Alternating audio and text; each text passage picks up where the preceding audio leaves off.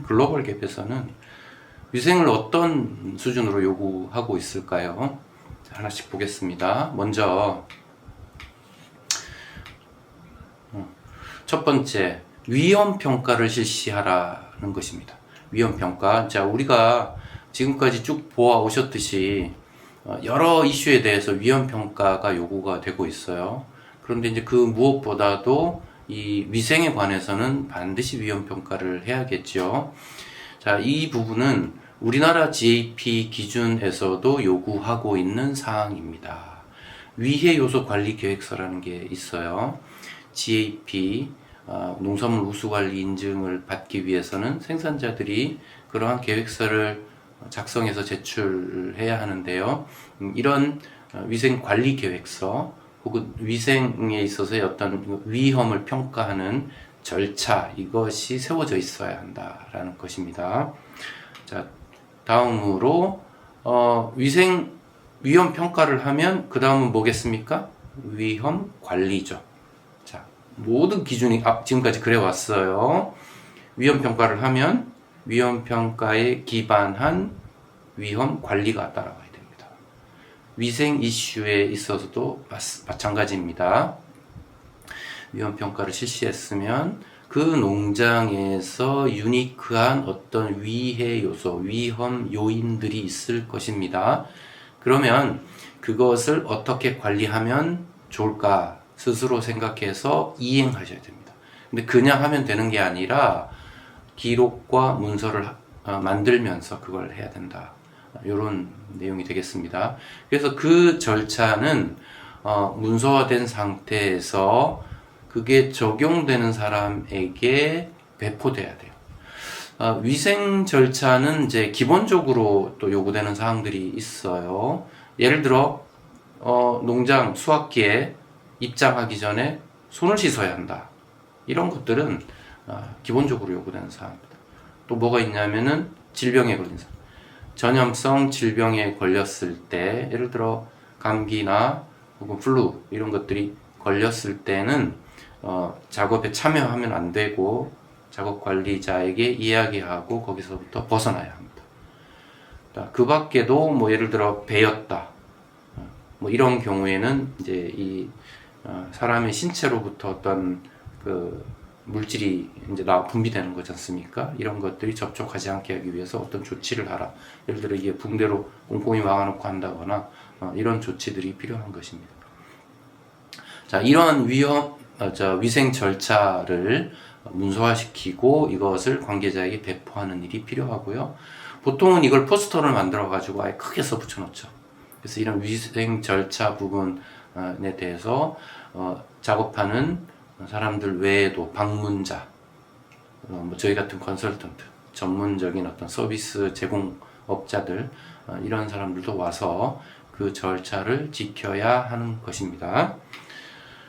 자, 그 다음에 이렇게 절차를 만들었으면 뭘 해야 되느냐면 반드시 교육을 시켜라 라는 겁니다. 일하는 모든 사람에게 적용되는 것입니다. 자, 교육을 했으면 교육했다라는 기록이 있어야겠죠. 그런 기록을 가지고 증명을 해야 되고요.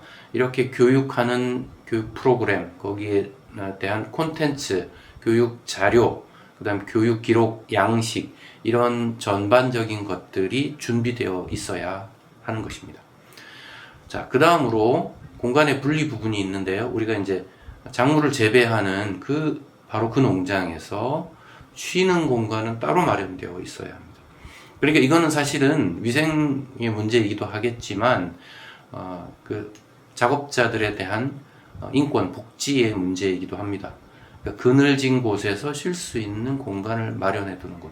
그래서 그런 공간이 마련되었다면 음식물 섭취는 반드시 그곳에서만 해야 됩니다. 생산지, 그러니까 농장에서 할 수 있는 섭취는 물에 제한됩니다. 다른 음료 이런 것들은 안 되고요. 흡연 안 됩니다. 그 다음에 이제 화장실의 비치 부분입니다. 우리 농장 일반적으로는 화장실 비치되어 있는 경우가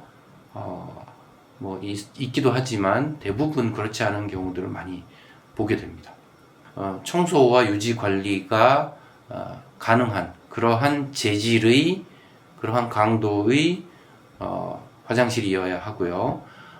작업자들이 그 화장실 사용을 꺼려하면 안 되겠죠. 그렇기 때문에 유지 관리가 중요합니다.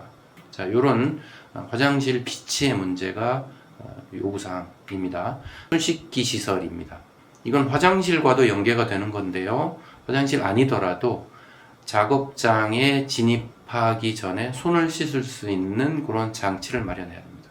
손을 씻을 수 있는 깨끗한 물을 갖다 놓으면 됩니다. 그래서 그거를 수질 관리해 주면 돼요. 그러니까 보통 우리 상수도물 끌어다 쓰면 되고 아니면 떠다가 매일매일 갈면 되니까요. 떠다가 그 물을 활용할 수 있게끔만 해놓으면 되고, 대신 손을 씻는 물은 먹는 물 기준이어야 됩니다.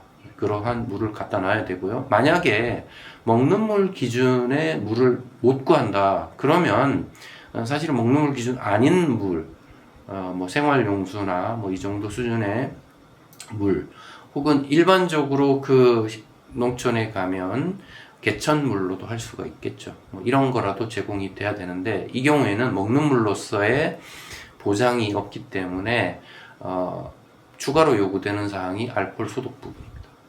그래서 물 비치하고 비누 비치하고 그 다음에 손을 닦는 뭐 티슈라든지 이런 거 비치하는 건 기본이고요. 만약에 수질이 따라오지 않으면 알코올 소독제까지 추가로 비치하게끔 하고 있습니다. 자, 다음으로 동물에 대한 통제 부분인데요. 우리 농촌이기 때문에 동물들이 흔히 드나들 수 있어요. 근데 이제 이거를 막을 수는 없겠죠. 막기 쉽지가 않죠. 뭐 날아다니는 새를 어떻게 막겠습니까? 하지만 이것이 어떤 수준을 넘어서서 그 먹거리의 안전성 문제를 해할 수 있다. 그 경우에는 어느 정도 개입을 해야 됩니다. 자, 개입하는데 계획적 개입. 그러니까 가장 중요한 거는 이제 애완용이나 사람이 컨트롤할 수 있는 동물의 경우 방치하지 말라라는 겁니다.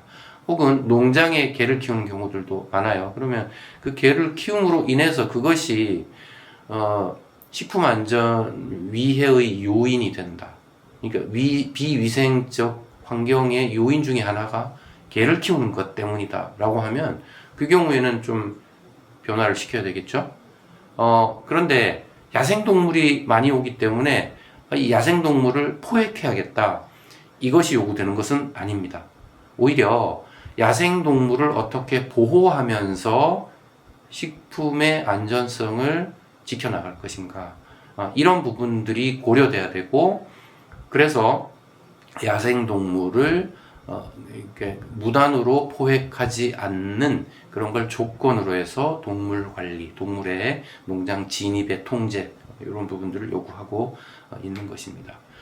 다음으로 용기, 그 다음에 도구가 있죠. 우리가 수확할 때, 특히 수확할 때 사용하는 칼, 가위, 그 다음에 그걸 어떤 수확한 그 열매나 수확물을 담는 컨테이너나 이런 자루 같은 게 있을 수 있죠. 이것의 위생 상태, 이것을 요구하고 있습니다.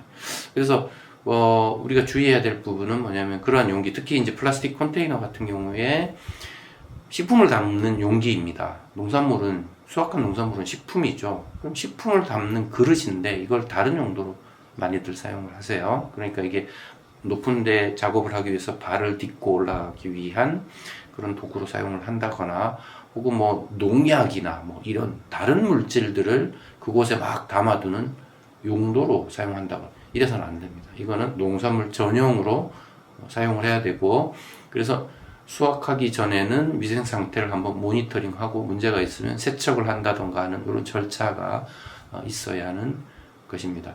자, 이런 부분은 우리나라 GAP 기준에서도 요구가 되고 있는 그런 사항이 되겠습니다.